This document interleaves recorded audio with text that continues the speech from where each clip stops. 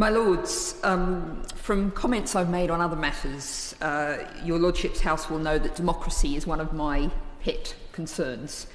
And I think it's important that when we're discussing this excellent amendment from Baroness Jones of Whitchurch, and I'd like to endorse everything she said in introducing it, that we make it clear what we're talking about here. Non-regression is now become part of our common parlance in your Lordship's House and perhaps in the other place as well. But what does that actually mean? What I would suggest, if we're looking for a definition in commonplace terms, it means not losing the hard-fought gains that we've won over decades. And Green Party and Green campaigners have fought very hard for the level of standards that we've enjoyed now under the European Union.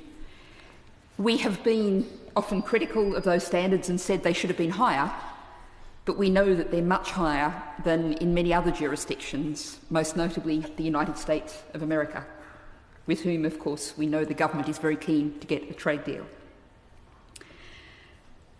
So, if you think, I was asking a few days ago your Lordships to think about the climate strikers, the young people who've been out on our streets and will no doubt be out on our streets again. And I'd ask you to think about how, if you want to reject this amendment, and if this government wants to reject this amendment, how they will feel in being told what's already been won, what they would say is inadequate, is not going to be guaranteed. And I think we know what their reaction would be. With all of the Henry VIII powers, the secondary legislation-making powers and the judicial erasure powers that the bill currently provides for, the government is going to find itself in an unprecedented position to rewrite enormous parts of UK law at will. Now we're told, and we hear that no, there's no intention to reduce standards. Oh, we're going to try and improve them. Well, I of course applaud those words. But if that's the case, why not accept this amendment?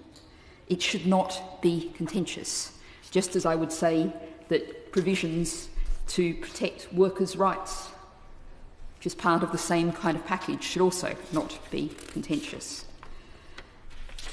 We've all had a long day, but please, I think everybody in this House, from all sides, at some point has fought to support some protection that we have covered under EU legislation. Please, let's protect them and keep them all and not lose that work of the past, the work of decades of campaigners. Rise to support this cross-party